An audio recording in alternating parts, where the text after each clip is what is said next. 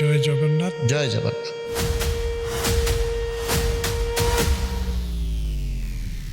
কবে থেকে ভারতবর্ষের বুকে বা এই সনাতন ধর্মে জগন্নাথ দেবের পূজা শুরু হয়েছে?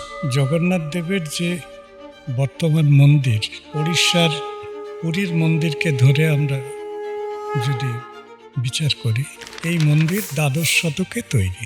এর আগে শ্রী জগন্নাথ দেব শবররাজ বিশ্বাবসুর দ্বারা পূজিত হতেন।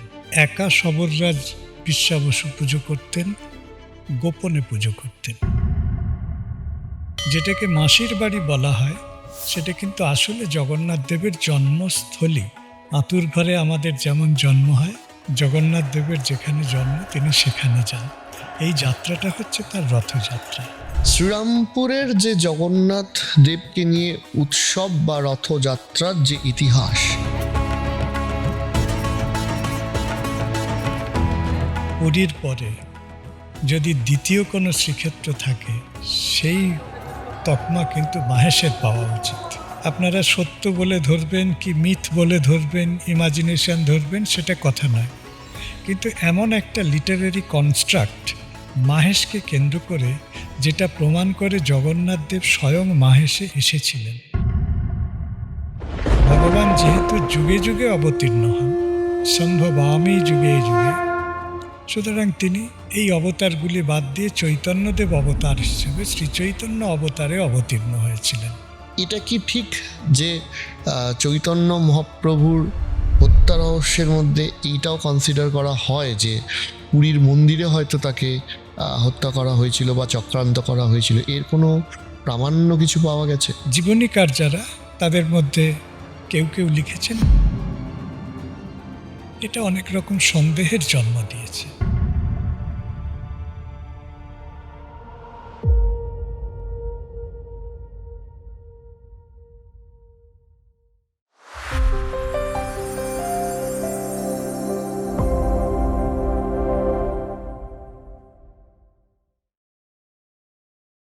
স্যার, অনেক ধন্যবাদ নমস্কার। আসার জন্য। তার কারণ হচ্ছে বেশ কিছুটা সন্ধে করেই আপনাকে আমরা ইনফর্ম করেছি এবং আপনি সঙ্গে সঙ্গে আমাদের সময় দিয়েছেন, এটার জন্য আমরা সত্যি কৃতজ্ঞ। আমি যে বিষয়টা নিয়ে আমি কথা বলার জন্য খুব উৎসাহী, এবং বেসিক্যালি ব্যক্তিগতভাবে আমিও শ্রীরামপুরের ছেলে। আমাদের এখানে রথযাত্রা বা জগন্নাথ দেব বা তার পূজা, সেটার একটা বিশাল বড় কালচার রয়েছে।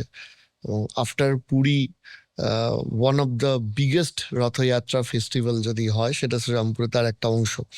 তো যাই হোক স্যার, আমি শুরু এটা দিয়েই করতে চাইছি যে এই যে জগন্নাথ দেবের পূজা, এটা যে এই এত বড় ব্যাপ্তি, তার তো একটা মূল বা প্রধান কেন্দ্র হচ্ছে পুরী, বা পুরীকে কেন্দ্র করে আরো গোটা দেশ জুড়ে ছড়িয়েছে।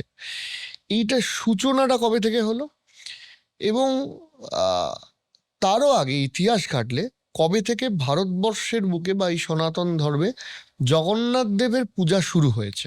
জগন্নাথ দেবের যে বর্তমান মন্দির, উড়িষ্যার পুরীর মন্দিরকে ধরে আমরা যদি বিচার করি, এই মন্দির দ্বাদশ শতকে তৈরি। 1200 শতাব্দীতে। হ্যাঁ, দ্বাদশ শতকে তৈরি। এর আগে শ্রী জগন্নাথ দেব শবররাজ বিশ্বাবসুর দ্বারা পূজিত হতেন। সেটা পাহাড়ে, সেটা অরণ্য সংকুল অঞ্চলে একা শবররাজ বিশ্বাবসু পুজো করতেন, গোপনে পুজো করতেন। গোপনে? গোপনে পুজো করতেন, তার এই মানে গোপন পূজাটা কি? গোপনে পুজো করতেন মানে যেহেতু একা করতেন, আচ্ছা আচ্ছা আচ্ছা। অনেক হুম। অনেকে সেখানে যেতেন না, যা বর্ণনা পাওয়া যায়। একক দ্বারা পূজিত, একক ভক্তের দ্বারা পূজিত তিনি শবররাজ বিশ্বাবসু। রাজা ইন্দ্রদ্যুম্ন তিনি খবর পেলেন যে মাধব,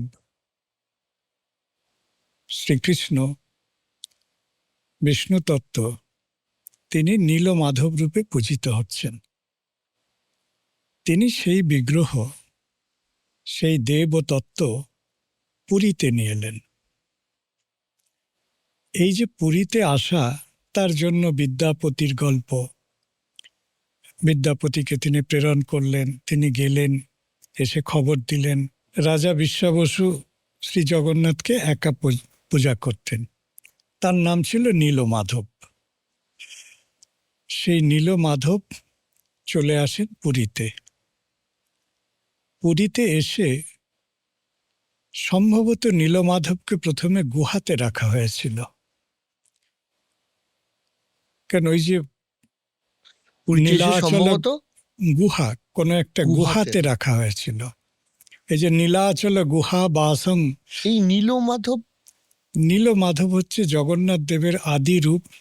মানে জগন্নাথ সংস্কৃতিকে আমরা কালচারাল স্টাডিজের দিক থেকে দুটো ভাবে দেখি। একটি হচ্ছে পুরী, যেখান থেকে ব্রাহ্মণিক্যাল পদ্ধতিতে পুজো এবং আরো অনেকগুলো পদ্ধতিতে জগন্নাথের পুজো হয়। এটা একটা রয়্যাল কোর্ট, রাজ পরিসরে পুজো। এই নীলমাধবটা কি কোনো বিগ্রহ ছিল? নীলমাধবটা এক্স্যাক্টলি কি ছিল সেটা জানা যায় না। আচ্ছা, কেমন দেখতে ছিল, কোনো একটা ব্লু স্টোন হতে পারে, কোনো ব্লু স্টোনের কোনো বিগ্রহ হতে পারে। সেইটা কি ছিল সেটার কোনো রেকর্ড নেই, বা সেটা কোথাও প্রিজার্ভড আছে এমনটা শুনিনি। নীলমাধব নামটা পাওয়া যায়, শুধু ওখানে লেখা রয়েছে যা যা লক্ষণ আছে। নীলাশ্ম বর্ণ, নীলেন্দ্র মণির মূর্তেস্তু, এইসব শব্দ স্কন্দ পুরাণে আছে। যেহেতু নীলেন্দ্র মণির মূর্তেস্তু, মূর্তি শব্দটা রয়েছে, সুতরাং একটা কোনো ফর্ম তো নিশ্চয়ই ছিল।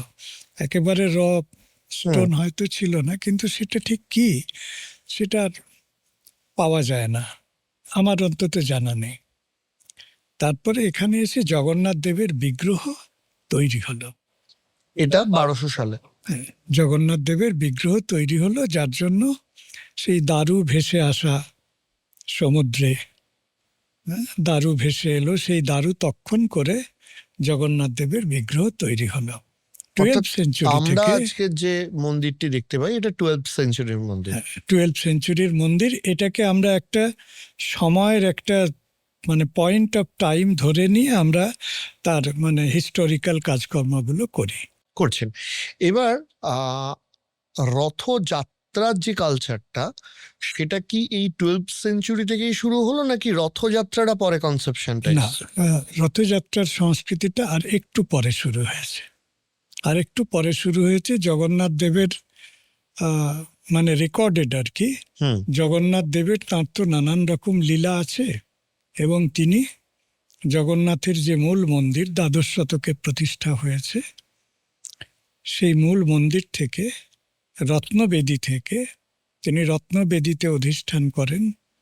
রত্নবেদী থেকে তিনি যান গুন্ডিচা ধামে। তিনি যান গুন্ডিচা ধামে, ওকে। গুন্ডিচা, যেটাকে মাসির বাড়ি বলা হয়, সেটা কিন্তু আসলে জগন্নাথ দেবের জন্মস্থলী। ওইখানে জগন্নাথ দেবের জন্ম। তিনি জন্মস্থলীতে ফেরেন। আতুর আচ্ছা। ঘরে আমাদের যেমন জন্ম হয়, জগন্নাথ দেবের যেখানে জন্ম তিনি সেখানে যান। এই যাত্রাটা হচ্ছে তার রথযাত্রা। এই জন্মস্থলীতে কি রিচুয়াল, নাকি ওখানেই জগন্নাথ দেবের মানে যে বিগ্রহ সেটা তৈরি করা হয়েছিল? ওখানেই বিগ্রহটা তৈরি করা ওখানে হয়েছিল। বিগ্রহ তৈরি হয়েছিল। তাহলে এই বিগ্রহ তৈরি হয়েছিল। রথযাত্রার কালচারটাই পুরী থেকেই শুরু হলো। রথযাত্রার কালচার অনেক আগে থেকে ছিল, মানে রথের কনসেপ্ট অনেক আগে, রথের কনসেপ্ট অনেক আগে জগন্নাথ থেকে ছিল। দেবের রথযাত্রার যে কিন্তু concept। জগন্নাথ দেবের রথযাত্রার যে বিশেষতা, একটা পরিপূর্ণ টোটাল একটা ইন্টিগ্রেটেড কালচারাল কমপ্লেক্স, একটা পরিপূর্ণ সংস্কৃতি মণ্ডল হিসেবে জগন্নাথের যে রথযাত্রা, সেইটা আমরা দেখি। তার রথযাত্রা শুরু হয় স্নানযাত্রা থেকে, মানে রথের প্রস্তুতি শুরু হয়ে গেল। তাহলে প্রায় 800 বছর, 800 না 1000 বছরের কাছাকাছি কালচারটা। এবার আমি সেইখান থেকে আসছি, মানে যে রেকর্ডেড recorded culture। তার কালচার। আগে- এবার জগন্নাথ দেব তিনি বিশ্বের যেহেতু জগন্নাথ, সুতরাং বিশ্ব যেদিন থেকে প্রতিষ্ঠিত, তিনি জগতের নাথ। জগৎ যেদিন থেকে প্রতিষ্ঠিত সেদিন থেকে আমাদের ফিলোসফিক্যালি এটা বিশ্বাসের প্রশ্ন। ডেফিনেটলি। কিন্তু আমরা রেকর্ডেড যদি বলি, মানে প্রামাণিক বিষয়ের উপরে, নথির উপরে ভিত্তি করে যদি বলি তাহলে স্কন্দপুরাণ মন্দির এইগুলো ধরে ধরে। হচ্ছে হ্যাঁ, বাকি এবার স্যার এই যে জগন্নাথ দেবের রথযাত্রার যে কালচার, সেটা দেখা যাচ্ছে পুরী থেকে আস্তে আস্তে, পুরী কেন্দ্রিকতা থেকে আস্তে আস্তে উড়িষ্যা এবং বিশেষ করে বাংলাতে এর একটা বড় প্রভাব দেখা যাচ্ছে। আহ আমি শ্রীরামপুরের ছেলে, শুরুতেই যেটা বললাম যে মাহেশ একটা বড় রথযাত্রার একটা অংশ, মানে বড় উৎসবের অংশ, প্রায় 630 বছরের রথযাত্রার উৎসব। শ্রীরামপুর সম্পর্কে যে কথাটা আমি সব জায়গায় বলতে চাই, সেটা হচ্ছে শ্রীক্ষেত্র হুম পুরীর পরে হুম যদি দ্বিতীয় কোনো শ্রীক্ষেত্র থাকে, সেই তকমা কিন্তু মাহেশের পাওয়া উচিত। এবার স্যার এই যে রথযাত্রা পুরী থেকে বাংলা জুড়ে যে শুরু হচ্ছে, এই সময়কালটা আমরা কিভাবে পাচ্ছি? আচ্ছা, জগন্নাথ দেবের রথযাত্রা এবং জগন্নাথ সংস্কৃতি, শুধু রথযাত্রা না, জগন্নাথ সংস্কৃতির সঙ্গে রথটা রয়েছে। তো তো জগন্নাথ দেবও গেছেন, রথও গেছেন। জগন্নাথ দেবের যা কিছু জগন্নাথ সংস্কৃতি পরিমণ্ডলে যা কিছু আছে সব সঙ্গে নিয়ে তিনি চলাচল করেন। আচ্ছা, দুভাবে জগন্নাথ সংস্কৃতি বাংলায় এসেছে। প্রথমত, ওড়িশার রাজারা বাংলার বেশ কিছু অঞ্চল একসময় অধিকার করেছিলেন। হুম তার মধ্যে বিষ্ণুপুর, বাঁকুড়ার তুঙ্গভূম একটা। তুঙ্গ রাজারা সেখানে জগন্নাথ মন্দির প্রতিষ্ঠা করেছিলেন। সেই মন্দির এখন নেই। আমাদের ওই বাঁকুড়া বিষ্ণুপুরের ওখানে শ্যামকুণ্ড যেখানে আছে, ওখানে একটা জগন্নাথ মন্দিরের বুনেদ ভিতটা রয়েছে। মন্দিরটা নেই, মন্দির ভেঙে গেছে আর কি, ভিতটাই দেখা যায়। স্থানীয় মানুষরা চিহ্নিত করেছে এটি জগন্নাথ মন্দির ছিল। আমাদের এই যে মুক্তিতীর্থ ঘাট, ত্রিবেণী পর্যন্ত ওড়িশার রাজারা রাজ্য বিস্তার করেছিলেন। হুম ত্রিবেণীতে এখন বেশ কয়েকটি জগন্নাথ মন্দির আছে, কিন্তু বহু পুরনো একটি জগন্নাথ মন্দির ত্রিবেণীতে ছিল। সেই বিগ্রহটাও এখন নিকটবর্তী একটা শিব মন্দিরে পাওয়া যাবে। সে বিগ্রহ আমি দেখেছি, একদম টিপিক্যাল পুরনো দিনের ঘরানার, ওড়িশি ঘরানার জগন্নাথের আইকনোগ্রাফিক ফিচার তার মধ্যে রয়েছে। আমি যে সময় দেখেছিলাম তখন মানে তার অঙ্গরাগ সব নষ্ট হয়ে গিয়েছে। এতদিন পরে সেটা কি হয়েছে জানি না। আমি 1909, 10, 11, 2009, 10, 11 এই সময় সার্ভে করেছিলাম, তখন দেখেছি। তো জগন্নাথ দেব এসেছেন অনেক আগে রাজাদের মাধ্যমে। দ্বিতীয় বড় ফ্যাক্টর হচ্ছে শ্রী চৈতন্য মহাপ্রভু। শ্রী চৈতন্য দেব তিনি পুরী গেলেন, তিনি জগন্নাথ দেবকে দেখলেন। জগন্নাথ দেবকে দেখলেন শ্রীকৃষ্ণ হিসেবে, ব্রজেন্দ্র নন্দন হিসেবে, এবং তিনি বললেন যে জগন্নাথই হচ্ছেন কৃষ্ণ। আমরা গৌড়ীয় কৃষ্ণ ভক্ত যারা, তারা প্রাণ দিয়ে জগন্নাথকে গ্রহণ করলাম।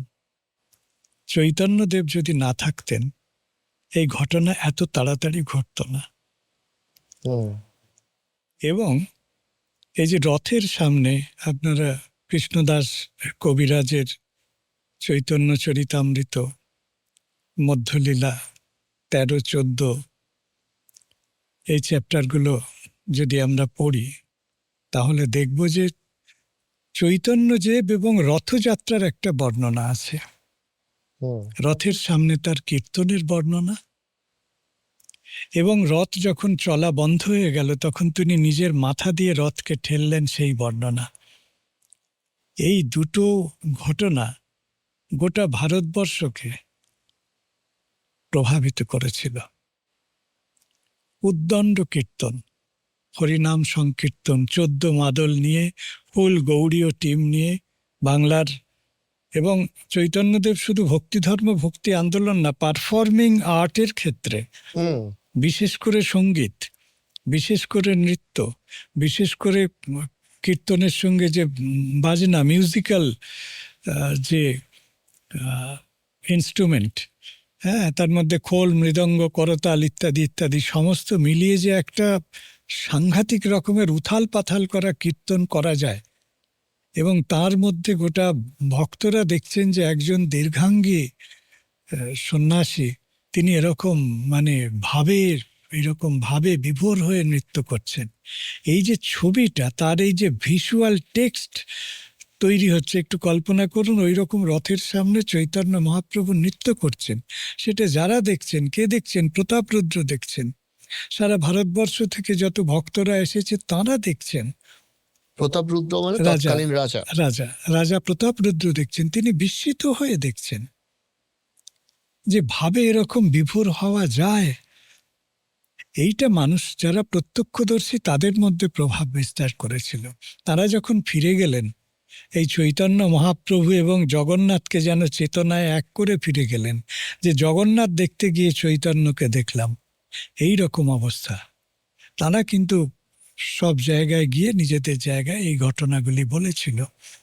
এবং পুরীর থেকে রথের পরে, আপনারা জানেন, রথযাত্রার পরে পরে চৈতন্যদেব বাংলায় তার পূর্ববঙ্গ বিজয় যাত্রা হয়েছিল। তিনি যখন ফিরে এলেন, তখন জগন্নাথ ভাবনার একটা ঢেউ গোটা গৌড়ীয় বৈষ্ণবদের মধ্যে চলছে। শুধু এই না, চৈতন্যদেব ওড়িশা বাংলার মানুষের কাছে সচল জগন্নাথ। হুম। তিনি আলাদা কেউ নন। দারু ব্রহ্ম আর ইনি গোরা ব্রহ্ম, আলাদা কেউ নন, একই জগন্নাথের দুই রূপ।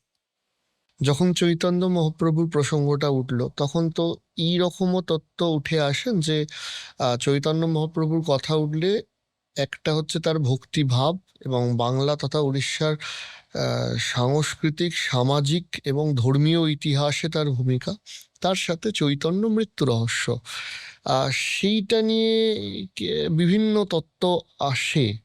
আহ, এটা কি ঠিক যে চৈতন্য মহাপ্রভুর হত্যা রহস্যের মধ্যে এইটাও কনসিডার করা হয় যে পুরীর মন্দিরে হয়তো তাকে হত্যা করা হয়েছিল বা চক্রান্ত করা হয়েছিল? এর কোনো প্রামাণ্য কিছু পাওয়া গেছে? দুটো তিনটে বিষয় আমাদের এই সম্পর্কে একটু জেনে নিলে ভালো হয়। হুম।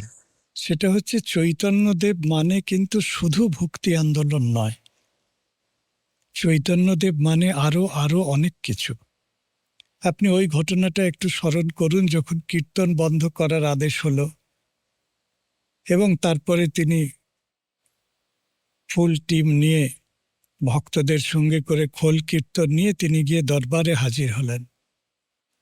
এই প্রথম একটা সফল প্রতিবাদ। আমরা অনেক প্রতিবাদ দেখেছি। কীর্তন বন্ধ করার আদেশ কীর্তন বন্ধ করার আদেশ চাঁদ কাজী দিয়েছিলেন। তাকে বাংলাতে তাকে স্থানীয় মানুষজন, তৎকালীন যারা ছিলেন নবদ্বীপে, তারা বলেছিলেন যে এই চৈতন্যদেব সব নষ্ট করছে। কেমন? তাদের মধ্যে ব্রাহ্মণ ছিলেন, সনাতনপন্থী ছিলেন। তারা চাঁদ কাজীর কাছে গিয়ে দরবার করে। যাই হোক, তৎকালীন নবাব। হ্যাঁ, তো তিনি বললেন তাহলে কীর্তন বন্ধ করা হোক, এরকম একটা আদেশনামা জারি করেছিলেন। তার প্রতিবাদে চৈতন্যদেব গেলেন এবং শেষ পর্যন্ত চাঁদ কাজী বললেন না, কীর্তন হবে। আমার পয়েন্টটা অন্য জায়গায়। শুধু প্রতিবাদ করেছিলেন এইটা ঘটনা নয়, এটা একটা সাকসেসফুল প্রতিবাদ ছিল, যেখানে নবাব। ফলে চৈতন্যদেবের কাছে শুধু প্রতিবাদের সংস্কৃতির মধ্যে তো আমরা বাস করছি, কিন্তু আমার প্রশ্নটা আরেকটু গভীরে। সাকসেসফুল প্রোটেস্ট, চৈতন্যদেব কিন্তু সফল প্রতিবাদের দৃষ্টান্ত। এটা তার সোশ্যাল ডাইমেনশন। সেটা তার মানুষ কীর্তন করবে, কীর্তনের অধিকার ইত্যাদি ইত্যাদি। হ্যাঁ, মানে power versus devotional power versus administrative power, soft versus hard power. এই দুটোর মধ্যে এবং সেখানে চৈতন্যদেবের সফট পাওয়ারই জিতছে। চৈতন্যদেব সফট পাওয়ার জিতছে। এটা কিন্তু সোশিওলজির দিক থেকে একটা খুব বড় ইঙ্গিত দেয় আমাদের। হুম। ঠিক আছে, softness is also a kind of power, devotion is also a kind of power. আমরা অনেক প্রতিবাদ ব্যর্থ হতে দেখছি। চৈতন্যদেবকে এই জন্য স্মরণ করি আমি, শুধু প্রতিবাদের জন্য না, সফল প্রতিবাদের জন্য। যিনি কীর্তন বন্ধ করার আদেশ দিলেন তিনি শেষ পর্যন্ত বললেন না এটা হবে। তার মানে শুধু একজন চাঁদ কাজী বলছেন না, একজন অ্যাডমিনিস্ট্রেটর এটাকে অথরাইজ করছেন, একজন অ্যাডমিনিস্ট্রেটর এটাকে প্রত্যয়িত করছেন।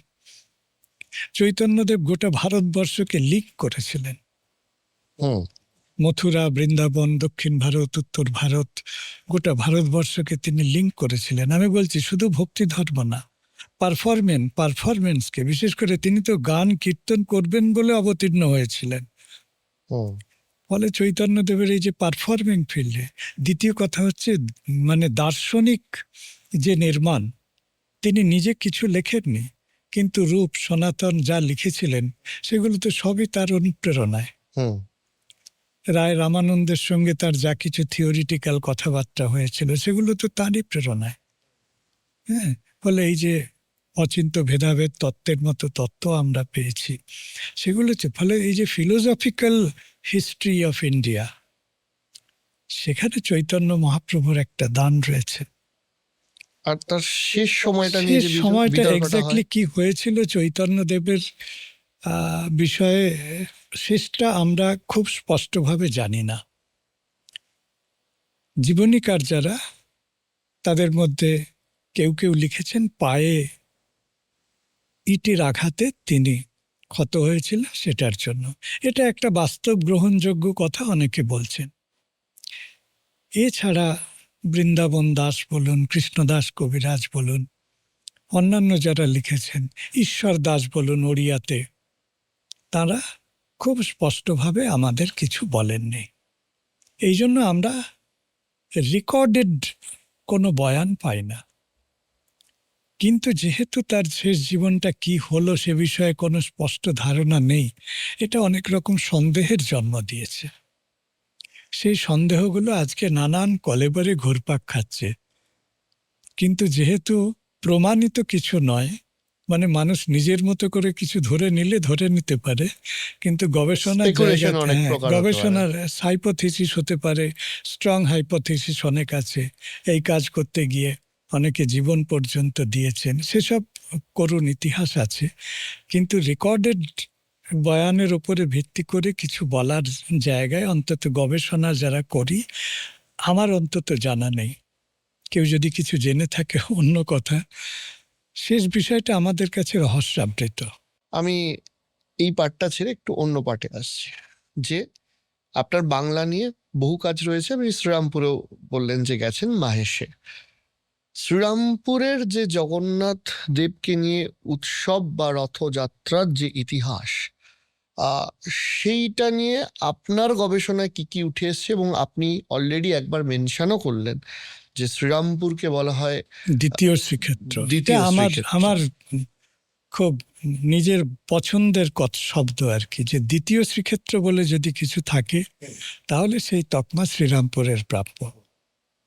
কারণ দেখুন, শ্রীরামপুরের যে জগন্নাথ মন্দির, সেই মন্দিরের তৈরির পিছনে কিন্তু একটা প্রতিবাদ আছে। তিনি গিয়েছিলেন, তিনি ভোগ নিবেদন করতে পারেননি, তিনি সেখানে লাঞ্ছিত হয়ে ফিরেছিলেন এবং এসে বাংলায় জগন্নাথ প্রতিষ্ঠা করেছিলেন। এই যে লাঞ্ছিত হয়ে ফিরে এসে বাংলায় জগন্নাথ প্রতিষ্ঠা করা, আপনি বহু মন্দিরের ইতিহাস খুঁজলে এই জেনারেল মোটিভটা পাবেন। সেখানে গিয়ে লাঞ্ছিত হয়েছেন, ফিরে এসে জগন্নাথ দেবকে প্রতিষ্ঠা করেছেন। ফলে বহু জগন্নাথ কিন্তু মানুষের প্রতিবাদী ভক্তিভাবের মূর্তি হয়ে আমাদের বাংলার ঘরে ঘরে। হুম অনেকে পুরী যেতে পারেননি, পালকি ভেঙে গেছে, রাস্তায় কিছু একটা ঘটেছে, ফিরে আসতে হয়েছে, তারা ঘরে জগন্নাথ দেবের মন্দির প্রতিষ্ঠা করেছে। হুম তবে মাহেশের জগন্নাথ মন্দির প্রতিষ্ঠার একটা খুব মানে সুন্দর একটা কাহিনী আছে। হুম সেটা বালাবন্ধক পালা বলে একটি পালা আছে। এই পালা আমি ওই বউবাজারে আমাদের বহু পুরনো জগন্নাথ ভক্ত পরিবারের থেকে ওই পালার পাঠ উদ্ধার করেছিলাম, সে অন্য কথা। কাহিনী এইরকম যে জগন্নাথ দেবের ইচ্ছা হলো তিনি মাহেশে মিহিদানা খেতে আসবেন। তার মানে মাহেশ তৎকালীন ওই সময়ে মিহিদানা আমাদের এখানকার খাদ্য এতদূর পর্যন্ত বিখ্যাত হয়েছিল যে স্বয়ং জগন্নাথ ইচ্ছা প্রকাশ করেছেন, হুম এবং তিনি ইচ্ছা প্রকাশ করলেন। তিনি জগন্নাথ দেব তিনি চলে এলেন ছদ্মবেশে, ধুতি পরে, উপবিদ ধারণ করে ময়রার দোকানে চলে এসে বললেন মিহিদানা খাবো। মিহিদানা খেলেন। খাওয়ার পরে যখন ময়রা পয়সা চাইলো, বলল পয়সা কড়ি তো কিছু নেই, আমি পয়সা দিতে পারবো না, তবে আমার হাতে এই বালা আছে, এই বালাটা আমি দিয়ে যাচ্ছি। হুম তো সে বালা নিয়ে রেখে দিয়েছে। মিহিদানা খেয়ে মহাপ্রভু ফিরে গেছেন পুরীতে। এবার পুরোহিত সকালে পুজো করতে এসে দেখছে জগন্নাথের হাতে একটা বালা নেই। হুম কি হয়েছে, কি হয়েছে, কি হয়েছে? খোঁজ খোঁজ খোঁজ খোঁজ জানা গেল তিনি গিয়েছিলেন মাহেশে, এবং তিনি বালা এখানে বন্ধক দিয়ে, এই জন্য নামটা হচ্ছে বালা বন্ধক পালা। মিহিদানা আচ্ছা, খেয়েছিলেন, এইখান থেকে শুরু। জগন্নাথের বালা বন্ধক পালা। বিষয়টা আপনারা সত্য বলে ধরবেন কি মিথ বলে ধরবেন, ইমাজিনেশন ধরবেন, সেটা কথা নয়, কিন্তু এমন একটা লিটারেরি কনস্ট্রাক্ট মাহেশকে কেন্দ্র করে, যেটা প্রমাণ করে জগন্নাথ দেব স্বয়ং মাহেশে এসেছিলেন। এটা কিন্তু ভারত মানে বাংলার আর কোনো মন্দিরকে কেন্দ্র করে গড়ে ওঠেনি। হুম যদি মিথ হয়ে থাকে, যদি কাল্পনিক কাহিনীও হয়ে থাকে, সেটাও কিন্তু মানে গন্ডা গন্ডা বাংলার মন্দিরকে নিয়ে গড়ে ওঠেনি। ফলে এটাকে যদি আমরা ভক্তের হৃদয়ে সত্য বলে ধরে নিই, সত্য বলে ধরে না নেওয়ার কিছু কারণ নেই। জগন্নাথ দেব যদি পৃথিবীর সর্বত্র থাকেন, মাহেশেও থাকবেন, এটা জেনারেলি ট্রু। মাহেশ মন্দিরের আর একটা খুব ইন্টারেস্টিং কথা আছে, যেটা আমাদের কি বলবো, শঙ্কর্ষণ মাইতি, যিনি জগন্নাথ দেবের আমাদের ওই মহিষাদল জগন্নাথ মন্দিরের হুম রথের সময় ধারাভাষ্য দেন, গত 40 বছর ধরে দিয়ে আসছেন। তিনি একটি কাহিনী লিখিতভাবে, মানে রিটেন সোর্সটা বলছি আর কি, সেটা হচ্ছে খানেওয়ালি শান, মোঘল নবাব, সুবাদার, সুবাদার নবাব মানে সুবাদার আর কি। এটা 1649, 1649 ঘটনা। তার কন্যা অসুস্থ, তাকে নিয়ে তিনি কলকাতায় আসবেন চিকিৎসার জন্য। আমরা বলি কলকাতার প্রতিষ্ঠা 1690-তে। মাহেশ মন্দিরের ইতিহাস ঘাঁটতে গিয়ে দেখছি তার 50 বছর আগে, অন্তত 40 বছর আগে কলকাতা অনেক প্রতিষ্ঠিত নগরী ছিল। তিনি আসছেন কলকাতায় কবিরাজ দেখাবেন একদমই তাই। বলে। এখানেই আমি একটি এপিসোড করেছিলাম যেখানে এই প্রসঙ্গটা উঠেছিল যে কলকাতার কবিরাজ ইতিহাস নিয়ে আসছেন, আসার সময় প্রচন্ড ঝড়, ঝড়ের মধ্যে পড়েন, এবং মাহেশ মন্দিরের কাছাকাছি এসে তখন তিনি করেন আর কি, তার বজরা খুব বেসামাল অবস্থা হয়। তখন তিনি দেখেন দূরে আলো জ্বলছে, দূরে আলো জ্বলছে। মাহেশের বর্তমান যে মন্দিরটা, এই মন্দিরটা তখন এই জায়গাতে ছিল না, আর একটু দূরে আর একটা মন্দির আছে। সে মন্দিরও আমি দেখেছি, জায়গার নামটা আমার এই মুহূর্তে মনে পড়ছে না, পুরনো মন্দিরটা। সেইখানে এসে তিনি আশ্রয় প্রার্থনা করেন যে এরকম ঝড়ে পড়েছি। তো স্বাভাবিকভাবেই রাজা বাদশাহ এরকম সুবাদার দেখে একটা ভয়ও কাজ করেছে, এবং একটা কি করব কি না করব এরকম একটা ব্যাপার। তখন তিনি বললেন, দেখুন আমার কন্যা খুব অসুস্থ, আর তাকে নিয়েই আমি চিকিৎসার জন্য যাচ্ছিলাম, মাঝখানে এই বিপত্তি, যদি আমি আশ্রয় পাই। ওই মন্দিরের আলো জ্বলছে। তো পুরোহিত যথাবিধি একটা মন্দিরের যা রিসোর্স থাকা সম্ভব সেই অনুসারে তাকে আপ্যায়ন করেছিলেন, এবং বললেন, রাজা আপনাকে এত চিন্তিত দেখছি কেন? বললো, দেখো আমার কন্যা খুব অসুস্থ। বললো, দেখুন আমি চিকিৎসক নই, কবিরাজ নই, ডাক্তারও নই, আমি জগন্নাথের সেবক। আপনি যদি অনুমোদন করেন তাহলে আমি একটু আপনার কন্যাকে জগন্নাথের তুলসী আর চরণামৃত দেব। বলল, দিন। কন্যা আমার কন্যা যতটা, ততটাই আপনার কন্যা, আপনি দিন। তো সেই কন্যাকে দিতে পরের দিন সকালে যে কোনো জগন্নাথের কৃপাই বলবো, কন্যা সুস্থ বোধ করে। তিনি বজরা ঘুরিয়ে কবিরাজ না দেখিয়ে ফিরে যান, কন্যা সুস্থ হয়েছে। তার কিছুদিন পরে পাইক বরকন্দাজ লোক লস্কর লাঠি সোঁটা যা হয় আর কি, রাজার লোক এসে হাজির, হাতে একটা পরোয়ানা। সেই পরোয়ানাতে লেখা ছিল যে রাজা তিনি মাহেশ মন্দিরের নামে 1186 বিঘা জমি নিষ্কর করে দিয়েছেন জগন্নাথের নামে। সেই দলিল এখনো আপনাদের মাহেশ মন্দিরের যে সিন্দুক, ওনার বাড়িতে আমাদের, হ্যাঁ, ওনাদের পরিবারের সিন্দুকে সে দলিল এখনো রয়েছে, ফার্সি ভাষায় লেখা। তো বলছি যে মাহেশ মন্দির আমাদের, তার বহু দিক থেকে বহু দূর পর্যন্ত তার খ্যাতি ছিল।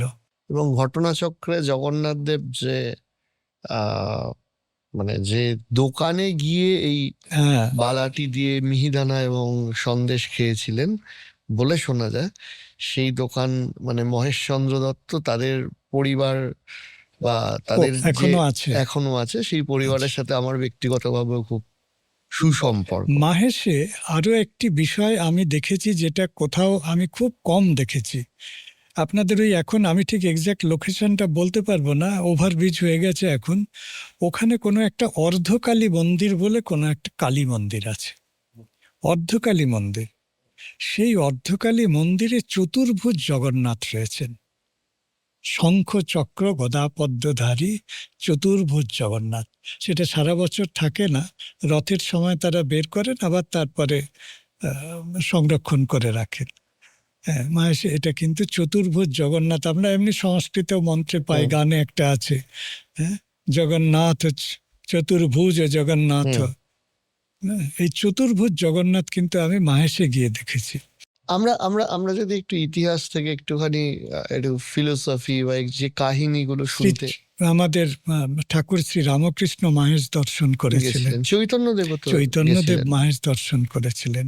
আর রুটটা আপনি দেখুন, এই যে পথ দিয়ে ব্রিটিশ নবাব, এদিকে আপনার মুর্শিদাবাদ, হ্যাঁ, এদিকে বে অফ বেঙ্গল, হ্যাঁ, এই যে নদী পথে যাত্রা, হুম। এই নদী পথে যাত্রার প্রায় সেন্টার পয়েন্টে মাহেশের অবস্থান, মানে খুব স্ট্র্যাটেজিক জিওগ্রাফিক্যাল পয়েন্টে মাহেশের অবস্থান। এবার আমি আপনাকে জিজ্ঞেস করব যে এগুলোর বাইরেও তো বহু কাহিনী প্রচলিত রয়েছে, এমনও দু একটা কাহিনী ধরুন মহাপ্রভু জগন্নাথ দেবকে নিয়ে, যেটা আপনারও মনে খুব বড় জায়গা করে নিয়েছে, বা যেটা খুব বলা চলে যে মানে শুনতেও খুব সুন্দর লাগে সেরকম। মহাপ্রভু যখন পুরী যাচ্ছেন, আমাদের গঙ্গা, তো গঙ্গা পথ ধরে গিয়েছিলেন, কিন্তু এই গঙ্গাটা বর্তমান গঙ্গা না, আদি গঙ্গা, হুম। যেটা আপনার ওই বৈষ্ণবঘাটা পাটুলি হয়ে বারুইপুর হয়ে, হ্যাঁ, ওইটা হয়ে ছত্রভোগ হয়ে ডায়মন্ড হারবারের ওই জায়গা থেকে বেরিয়ে তিনি ওখানে রামচন্দ্র খাঁ তাকে নদী পার করে দিয়েছিলেন, চৈতন্যদেব চৈতন্যদেবকে। তিনি যখন যাচ্ছেন নবদ্বীপ থেকে, যখন যাচ্ছেন। নবদ্বীপ থেকে তিনি যখন পুরী চলে যাচ্ছেন, হুম। বারুইপুরের কাছে ওইখানে একটি জগন্নাথ মন্দির আছে, বহু প্রাচীন। ওখানে একটা জায়গার নাম হচ্ছে কটকির ঘাট, আচ্ছা মানে ওই ঘাট থেকে কটক যাওয়া হতো জলপথে, কটকির ঘাট, আচ্ছা, বারুইপুরের ওখানে। বারুইপুরের ওখানে। বারুইপুরে ওখানে তো গঙ্গা নেই, বারুইপুরের ওখানে আদি গঙ্গা ছিল, আদি গঙ্গা আছে। আদি আচ্ছা, গঙ্গা ছিল, সেই যেটা রুট, কালীঘাটের পাশ দিয়ে গেছে। সেই আচ্ছা। রুটটা এখন গঙ্গাটা মারা গেছে। এবং বারুইপুরে ওইটা যদি আপনি এরিয়াল ভিউ দেখেন, কোনো সময় যদি এরিয়াল ভিউ দেখেন, তাহলে ওই বেডটা বোঝা যায়, পুরনো বেডটা বোঝা যায়। এখন কোথাও ঘেরে সেটাকে বাঁধ টাঁধ দিয়ে ছোট ছোট পুকুর মতো করে দিয়েছে, ঝিল মতো করে দিয়েছে, কিন্তু এরিয়াল ভিউ থেকে দেখলে পুরো বেডটা বোঝা যায় যে ওই রকম কাটা কাটা কাটা কাটা একটা প্রাচীন নদীর জলপথের একটা রেখা পরিষ্কার সেটা বোঝা যায়, এমনি গেলে বোঝা যায় না। আচ্ছা, হ্যাঁ, ওখান দিয়ে তো যাচ্ছেন। ওখান থেকে কটকির ঘাট, ওখানে শ্রীমান মহাপ্রভু বিশ্রাম করেছিলেন। কেমন ওই পথ দিয়ে অনেক তখন নীল নীল চাষ হতো ওই অঞ্চলে, নীলের কারবার ছিল, পানের কারবার ছিল, বারুইপুর বারুজীবীরা ছিলেন, ফলে ওই রুটটা তখন ছিল। হ্যাঁ, তো ওই রুট দিয়ে যখন তিনি চলে যাচ্ছেন, তখন মহাপ্রভুর সঙ্গে বহু মানুষ ওড়িশায় চলে যেতে চেয়েছিলেন, তাদের প্রাণের বিগ্রহ চলে যাচ্ছেন। তিনি তাদেরকে সবাইকে আশ্বস্ত করে বললেন যে তোমরা এইখানেই থাকো, এবং ঘরে বসে জগন্নাথ চর্চা করো। তোমরা ঘরে বসেই জগন্নাথকে পাবে, ঘরে সেবা করো। আপনি দক্ষিণ 24 পরগনা, বিশেষ করে আদি গঙ্গার এই যে রুট, হ্যাঁ, এই রুট ধরে যদি যান আপনি, বৈষ্ণবঘাটা, পাটুলি, একচক্রা, হ্যাঁ, ছত্রভোগ, এই দিয়ে যদি আপনি দেখেন দক্ষিণ বারাসাত, তাহলে বহু প্রায় 500 বছর চৈতন্যদেবের সমসাময়িক কালের জগন্নাথের বিগ্রহ পাওয়া যাবে। আচ্ছা, এত যেটা তখন থেকে পূজিত হচ্ছে। তখন থেকে পূজিত হচ্ছে। একটি বাক্য, কেশবেশ্বর মন্দির আছে দক্ষিণ 24 পরগনায়। কেশবেশ্বর মন্দিরে একটি বিখ্যাত উৎসব হয়, গোষ্ঠ উৎসব। আচ্ছা, সেই গোষ্ঠ উৎসবে বিভিন্ন রকমের, মানে কয়েকশো রকমের নারায়ণ শিলা এসে গোষ্ঠ উৎসবে তাদেরকে আনা হয়। বিভিন্ন রকম শিলা, নারায়ণ শিলা। হ্যাঁ, নারায়ণ শিলাও একটা খুব খুব জোরদার সংস্কৃতি, যেটা নিয়ে আমাদের বাংলায় খুব কম কাজ হয়েছে।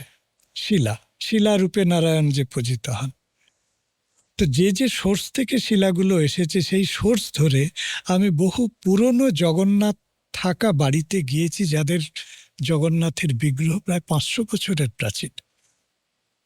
মানে বিগ্রহ নিজে প্রমাণ করে তার প্রাচীনত্ব। অর্থাৎ সময় ধরে ধরে একটা বিগ্রহের কোন পিরিয়ডে কিরকম বিগ্রহের স্টাইল হয়েছে সেটা দেখার, তো সেটা পাওয়া যায়। এই যে গোটা দক্ষিণবঙ্গ জুড়ে এইরকম একটা জগন্নাথ চেতনা, কৃষ্ণ চেতনার একটা বিপ্লবাত্মক, কি বলবো, প্রচার প্রসার হলো, সেটা চৈতন্য মহাপ্রভুর জন্য। চৈতন্যদেব না থাকলে ওড়িশার জগন্নাথ এত দ্রুত জনমানসে প্রিয় হয়ে উঠতে পারতেন না। রাজা রাজরাদের হাত ধরে জগন্নাথ সংস্কৃতি নিশ্চয়ই আসত, কিন্তু রাজার হাত ধরে একটা সংস্কৃতি খুব বেশি দিন টিকতে পারে না, কারণ মানুষের ভিতরে একটা রেজিস্ট্যান্স তৈরি হয়, রিজার্ভেশন তৈরি হয়, বেজার বিরক্ত হয়ে যদি নেয়। কিন্তু এই যে ভালোবেসে গ্রহণ করেছে, এই যে ভালোবেসে গ্রহণ করা, গ্রহিষ্ণুতার বিপ্লব, তার আদি পুরুষ শ্রী চৈতন্য মহাপ্রভু। জগন্নাথ মহাপ্রভুর লীলা নিয়ে কি কি জানতে পারি আমরা, কিছু কাহিনী যদি বলেন? অনেক লীলা কাহিনী রয়েছে। কীর্তন বললাম, রথ চলছে না, রথ হাতি দিয়ে টানানো হলো, তাও রথ চলছে না। জগন্নাথ অচল, রথ অচল। রথের এরকম হয়, বহু মিরাকল হয়, রথ দাঁড়িয়ে যায়। ন যজৌ ন তস্থ, সে এগোয়ও না, পেছোয় না, নড়েও না, চড়েও না।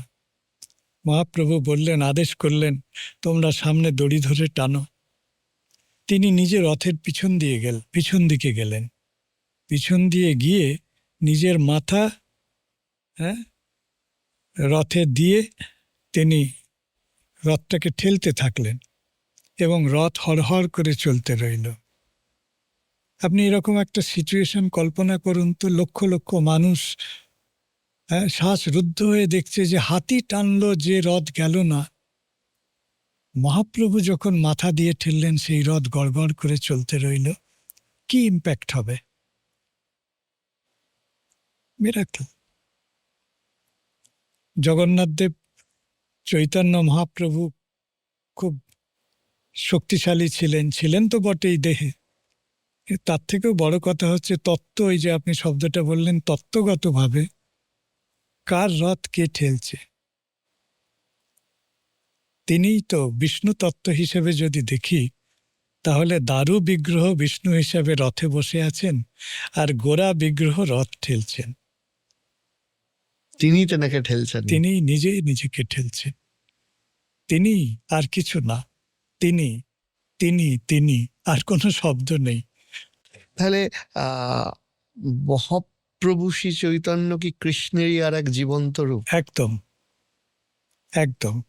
এইটা খুব ইন্টারেস্টিং। দেখুন, আমরা মহাপ্রভুকে জানি তিনি রাধা ভাবোদ্যুতি সুবলিত কৃষ্ণ। আমাদের একটা বাংলা গান আছে না, বনমালী তুমি পরজনমে হইও রাধা। খুব খুব প্রিয় গান, খুব সিগনিফিক্যান্ট গান। তো সত্যি সত্যি শ্রীচৈতন্য মহাপ্রভু রাধা অঙ্গ, হ্যাঁ, রাধা কান্তি নিয়ে তিনি জন্মেছেন, রাধা ভাব নিয়ে জন্মেছেন। ভগবান শ্রীকৃষ্ণ যেমন নিজের লীলা আস্বাদন করার জন্য দুই রূপ ধারণ করেছিলেন, লীলা রস আস্বাদিতে ধরে দুই রূপ, রাধা এবং কৃষ্ণ হল। রাধা আর কেউ না, আমাদের ভগবানের শক্তি, লাদিনী শক্তি। তার মানে বিষ্ণু তত্ত্ব, কৃষ্ণ তত্ত্ব দুজন হলেন রাধাকৃষ্ণ রূপে। আবার রাধাকৃষ্ণ এসে মিলে গেলেন চৈতন্য শরীরে। তিনি রাধা ভাবদ্যুতি সুবলিত কৃষ্ণ। তিনি ভিতরে কৃষ্ণ, বাইরে রাধা, রাধার বরণ, হ্যাঁ, রাধার অঙ্গ কান্তি নিয়ে জন্মেছেন। এটা যদি আমরা রাধা কৃষ্ণের অর্ডারে দেখি। আবার যদি নীলাচলে দেখি, তাহলে তিনি সচল জগন্নাথ, তিনি অচল জগন্নাথ। তিনি এখানে রাধা কৃষ্ণ, এখানে কৃষ্ণ, নীলাচলে তিনি জগন্নাথ। ফলে চৈতন্য দেবকে বুঝতে গেলে আমাদের শুধু নবদ্বীপ, শুধু নীলাচল বুঝলে হবে না, আমাদের বৃন্দাবনকে বুঝতে হবে। কারণ রাধা ভাব, রাধা তত্ত্ব, রাধার ক্ষেত্র বৃন্দাবন। রাধা বৃন্দাবনেশ্বরী, তিনি বৃন্দাবনের ঈশ্বরী। প্রেম ভাবের সর্বোচ্চ প্রকাশ রাধা তত্ত্বে। আপনি একটু আগেই বলছিলেন যে ব্যক্তিগতভাবে যখন আপনার সাথে কথা হচ্ছিল যে আপনি বিষ্ণু মতাদর্শ, বিষ্ণু তত্ত্বের মধ্যে দিয়ে রয়েছেন এবং আপনি বলছিলেন যে আপনি আমিষও খান না, সেই জন্য এই বিষ্ণু তত্ত্ব বিষয়টা একটু যদি বুঝিয়ে বলেন। বিষ্ণু তত্ত্ব গৌড়ীয় বৈষ্ণব দর্শন অনুসারে, শুধু গৌড়ীয় না, ইন জেনারেল বৈষ্ণব দর্শন অনুসারে ভগবান বিষ্ণু হচ্ছেন চরম তত্ত্ব। বিষ্ণু দেবতা না, বিষ্ণু ভগবান। গৌড়ীয় বৈষ্ণব আচার্যদের যদি ব্যাখ্যা শোনেন, আমরা দেবতা শব্দটাকে যত সহজে ব্যবহার করি, দেবতা এবং ভগবানের একটি তাত্ত্বিক পার্থক্য রয়েছে। কারণ ভগবান দেবতার ওপরের তত্ত্ব, দেবতারা ভগবানের অধীন তত্ত্ব। হ্যাঁ, ফলে যাদেরকে দেবতা বলি তারা ভগবান নন। বৈষ্ণব মতে ভগবান হচ্ছেন বিষ্ণু, তিনি চরম তত্ত্ব, পরম তত্ত্ব, তার উপরে আর কেউ নেই। এবং তার বহু অবতার আছে। আমরা 10 অবতারের কথা জানি, কোথাও 12 অবতার, কোথাও 16 অবতার, কোথাও 24 অবতারের কথা আছে। সেইখানেই শেষ না। ভগবান যেহেতু যুগে যুগে অবতীর্ণ হন, হ্যাঁ, সম্ভবামি যুগে যুগে, সুতরাং তিনি এই অবতারগুলি বাদ দিয়ে চৈতন্যদেব অবতার হিসেবে শ্রীচৈতন্য অবতারে অবতীর্ণ হয়েছিলেন। এই হচ্ছে গৌড়ীয় ফিলোসফিক্যাল ফ্রেমে ব্যাখ্যা। কারণ যখনই চৈতন্যদেবকে বলি, টিপিক্যালি গৌড়ীয় ব্যাখ্যা। এই চৈতন্য মহাপ্রভু, তিনি ভিতরে রাধা, নীলাচলে তিনি জগন্নাথ, মানে সচল জগন্নাথ, জগন্নাথ তত্ত্ব। আর বৃন্দাবনে তিনি রাধা ভাবে তিনি সাধনা করছেন। রাধা প্রেমের চরম তত্ত্ব। কারণ প্রেম ঘনীভূত হয়ে ভাব হয়, ভাব ঘনীভূত হয়ে মহাভাব হয়। সেই মহাভাবের হচ্ছেন রাধা। রাধা তার প্রতীক বলুন, তার জীবন্ত রূপ বলুন, তার কি বলবো, আমাদের পারসেপ্টেবল এমবডিমেন্ট বলুন, রাধা তত্ত্ব আসলে তাই। প্রেম ভাব। চৈতন্যদেব মূলত প্রেম প্রচার করেছিলেন, ঈশ্বরের সঙ্গে প্রেম। পবিত্র বাইবেলে লাভ শব্দটা একাধিকবার পাওয়া যায়। তার দুটো অভিমুখ। বিবলিক্যাল ডিকশনারি বলছে লাভ ফর গড, মাধবকে ভালোবাসো। বৈষ্ণব তত্ত্ব দিয়ে যদি বলি, লাভ ফর ম্যান, মানবকে ভালোবাসো। ফলে মাধবের প্রতি ভালোবাসা, মানবের প্রতি ভালোবাসা, এই দুই ভালোবাসার ব্যালেন্স যেখানে নেই, সেখানে অধর্মের উত্থান। আমি শুধু ঈশ্বরকে ভালোবাসি, মানুষকে ভালোবাসি না। আমি শুধু ঈশ্বরের সেবা করি, মানুষের প্রতি নির্মম ব্যবহার করি, একে ধর্ম বলে না, অধর্ম। আপনি আপনার পরিচিত হোক বা আপনার ব্যক্তিগতভাবে, কারণ আপনি একদম খুব ছোটবেলা থেকেই ব্যক্তিগতভাবে প্রভু জগন্নাথ ভক্ত আপনি বলছিলেন, আপনার কোনো পরিচিত হোক বা আপনার ব্যক্তিগতভাবে হোক, এমন কোনো ঘটনা বা স্মৃতি শুনেছেন বা দেখেছেন বা মনে আছে যেটা সাধারণ লজিক দিয়ে ব্যাখ্যা করা যায় না, কিছুটা হলেও অলৌকিক? না, সেটা তো মানে যারা জগন্নাথ দেবের ভক্ত, হুম। বহু ঘটনা বহু মানুষের জীবনে রয়েছে যেগুলো ব্যাখ্যার বাইরে, যেগুলো ব্যাখ্যার বাইরে সেটা মানে হুম। আর আমি মানে ভক্ত অনেক বড় শব্দ, আহ, সেটা আমি নিজের সম্পর্কে বলি না। মানে নিজেকে ভক্ত বলে দাবি করাটা অনেক বড়, বেশি দাবি করা হয়। আমার যেটা ঘটেছে জীবনে, আমি ছোটবেলা থেকে জগন্নাথ দেবকে দেখে দেখে বড় হয়েছি, তো এই দেখাটা যদি চোখের সামনে থেকে কোনোভাবে আহ, না হয়, মানে না চোখের সামনে দেখতে পাই, কোথাও একটা শূন্যতা তৈরি হয়। হুম। এইটা একটা খুব, এবং সেটা খুব আহ, মাঝে মাঝে একটা মানে সঙ্গে সঙ্গে চলতে থাকে আর কি। আপনার ঘরে ঢুকে এই যে সুন্দর একটা আহ, সাজানো জিনিস রয়েছে, একটা ভগবান বুদ্ধের বিগ্রহ দেখতে পাচ্ছি, হঠাৎ যদি আপনি দেখেন এটা নেই, বাট করে মনে হবে কিছুই যেন একটা, কোথাও যেন একটা শূন্য লাগবে। সেটা দিয়ে কিছু প্রমাণ না, এটা ইন জেনারেলি একটা আমাদের মনে হন্ট করে যে কি হলো। তো সেই থেকে জগন্নাথকে দেখার জন্য পুরী থেকে জগন্নাথ আমি এনেছিলাম। সে জগন্নাথ দেব বাড়িতে আছেন। জগন্নাথ দেবকে বাড়িতে আনলে তাকে তার যথাবিধি সম্মান দেখাচ্ছি, এই জেস্চারটুকু ফুটিয়ে তোলাটা নৈতিক দায়িত্ব হয়। যেমনই হোক, সে আপনি একটা নকুলদানা, একটা ফুল, একটু জল দিলেও সেটা হ্যাঁ, মানে আপনার জেস্চার অফ ইয়োর ডিভোশন, সেইটুকু আর কি। তো সেইটা দরকার, এবং সেটা বোধহয় জগন্নাথের রাইট, নিশ্চয়ই। জগন্নাথেরও অধিকার আছে, জগন্নাথ দেবেরও অধিকার আছে, বিষ্ণু তত্ত্বের অধিকার আছে, কারণ মানুষ খুব ভালোবাসেন, ভক্তকে খুব ভালোবাসেন। হুম। হ্যাঁ, মদ ভক্তা যত্র গায়ন্তী তত্ত্ব তিষ্ঠামি নারদ। যেখানে তার ভক্তরা তার নামগান করে, তাকে স্মরণ করে, তাকে নিয়ে চলেন, তা সে মানুষ কিন্তু এগিয়ে যায়, সে মানুষ কিন্তু কি বলবো, সাংসারিক অনেক দুঃখ কষ্ট থেকে রক্ষা কবচ পায়। আপনাকে অনেক অনেক অনেক ধন্যবাদ আজকে এতটা সময় দেওয়ার জন্য।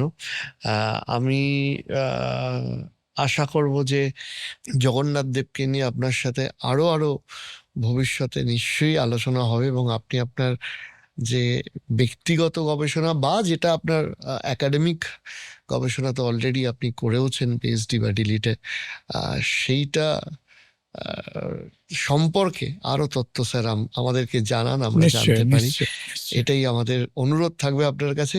তবে আজকে এতটা সময় দেওয়ার জন্য স্যার অনেক অনেক অনেক ধন্যবাদ এবং নিশ্চয় আপনাকে কৃতজ্ঞতা। আপনাকে অনেক ধন্যবাদ। জয় জগন্নাথ।